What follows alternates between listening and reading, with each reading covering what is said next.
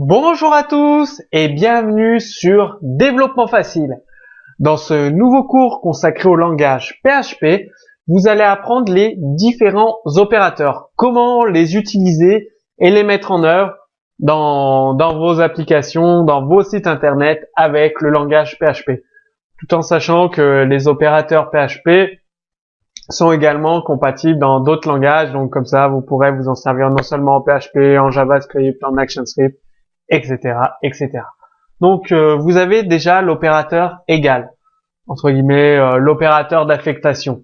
C'est-à-dire égal, ça permet d'affecter une valeur à une variable. Donc vous faites $variable égale, par exemple, développement ou Mathieu. Ça mettra la valeur Mathieu ou développement dans la variable, dans $variable.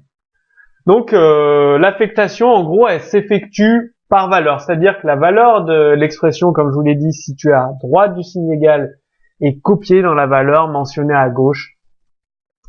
Et lors de l'affectation d'une variable dans une autre, la modification de la première variable est sans effet sur la seconde. Je vais vous montrer un exemple, ça va illustrer un petit peu ce principe. Ensuite, vous avez un opérateur par référence, c'est le signe éperluette, que le est commercial, plus connu sous le nom est commercial, voilà.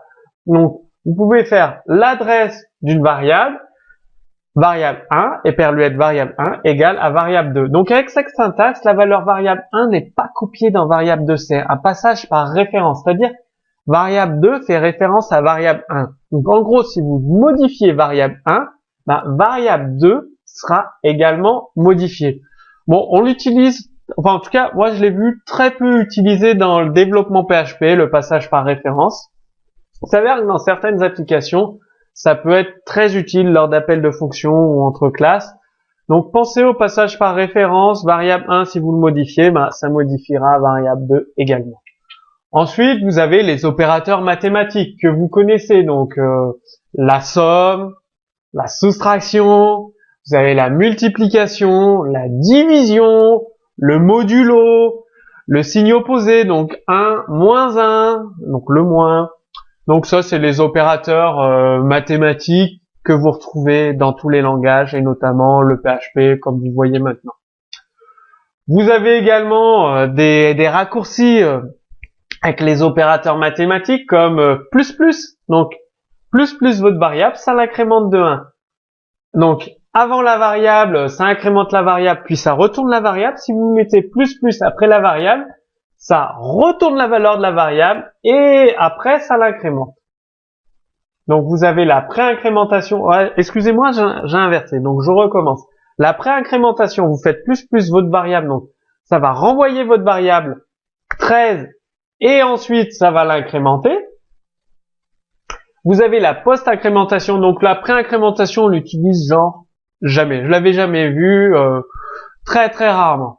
Donc, par contre, la post-incrémentation, ce qui est souvent utilisé par exemple, quand vous parcourez un tableau avec une for, vous faites $i++.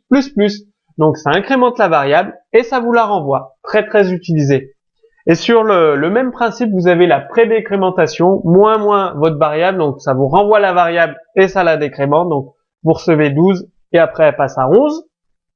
Et la post-décrémentation qui est majoritairement utilisée. $, donc ça décrémente votre variable, donc si elle vaut 12, elle passe à 11, et ça vous l'affiche, tout simplement. Vous avez les opérateurs de chaîne, donc vous l'avez vu un petit peu dans le cours précédent, c'est la concaténation de deux chaînes. L'assemblage de deux chaînes de caractères, donc chaîne 1, point, chaîne 2, donc ça va afficher hello, développement facile. Avec le point, ça les met côte à côte. Concaténation, assemblage. Vous avez les opérateurs de comparaison, donc comparaison pour les if, les conditions, par exemple, très souvent utilisés, pour les while, les for, donc l'égalité, égal, true, donc deux valeurs égales entre elles, ça les teste, true ou false. L'égalité et le type identique, donc c'est 3 égales, donc égal, ça teste, vous pouvez comparer un string avec un number, si les deux ils valent 1, hop, ça renvoie true, c'est égal. Par contre, égalité et type identique, 3 égal, ça teste le type et l'égalité. Donc si vous mettez 1 en chaîne de caractères, 1 en number, ça va vous renvoyer false. Il faut que les deux soient des numbers ou les deux des strings. Vous avez différents notes égales, donc la variable 1 différent de la variable 2. Et vous avez, pareil que le même principe, différent au type différent, donc point d'exclamation, égal, donc ça teste à la fois le type et la différence. Voilà les opérateurs de comparaison. Donc l'égalité avec les types identiques ou la différence avec les types différents, donc égal, point d'exclamation ou 3 égales, c'est peu utilisé, mais je vous en parle quand même parce que vous pourriez le rencontrer et donc en avoir besoin. Il y a également inférieur ou égal, l'opérateur supérieur ou égal, très utilisé, vous allez le rencontrer très souvent. Il y a les opérateurs logiques, donc ça souvent pour les conditions if, donc AND, il y a deux syntaxes, soit éperluette, donc et commercial, ou AND. Pareil pour le ou logique OR ou les doubles barres.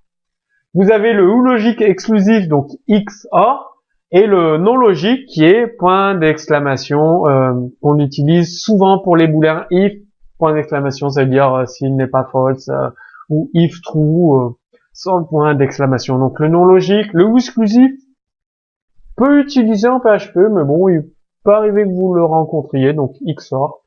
Le ou logique OR, vous allez le rencontrer souvent, et le et logique également. Vous avez les opérateurs combinés, donc très intéressant. Donc c'est avec la somme, différence, multiplication, division, modulo et concaténation. Vous les combinez avec le signe égal, donc ça va vous permettre d'écrire votre code plus rapidement parce que ça raccourcit la syntaxe d'une expression. Donc plus égal, ça équivaut la variable plus la valeur dans la variable. Moins égal, c'est la variable moins la valeur dans la variable. Multiplier égal, vous avez compris le principe, c'est la variable. Au lieu d'écrire $variable égale $variable fois valeur, vous écrivez $variable égale fois égale valeur. Donc ça va vous gagner du temps. Par exemple, $variable divisé égale valeur, ça va diviser la variable par la valeur et vous retournez le résultat dans variable. Et vous pouvez faire la même chose avec modulo et point égal, donc pour les chaînes de caractères. Pour ajouter plusieurs chaînes, quand vous récupérez un tableau, vous souhaitez concaténer le contenu du tableau dans votre chaîne de caractères les unes à la suite des autres, vous utilisez tout simplement point égal plutôt que de mettre la chaîne 1, point, la chaîne 2. Donc, un petit exemple comme d'habitude, ça reprend tout ce que je vous ai présenté dans le PowerPoint, donc l'initialisation d'une variable, l'affectation d'une variable val1 égale val2, on affiche val1, val2, vous avez le passage par référence d'une variable avec Mathieu dans le nom, le patronyme.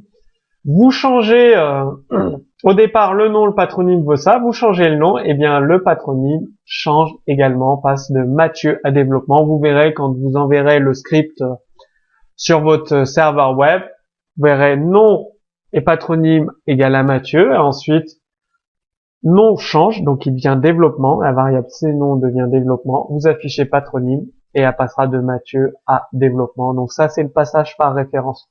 Donc retenez-le, c'est intéressant le passage par copie de valeur et le passage par référence. Vous pourriez en avoir besoin dans certains projets PHP. Et vous avez un exemple avec l'opérateur de concaténation nom-prénom, Mathieu, développement. Eh bien, comme d'habitude, je vous invite à télécharger l'exemple de code source sous ce cours vidéo. Si vous avez des questions, des difficultés ou si vous souhaitez des cours sur d'autres points en PHP, demandez-les directement sous la vidéo. Je vous encourage à mettre en pratique donc tous les opérateurs arithmétiques, les opérateurs logiques, la concaténation dans votre développement PHP. Et je vous dis à très bientôt pour le prochain cours sur développement facile.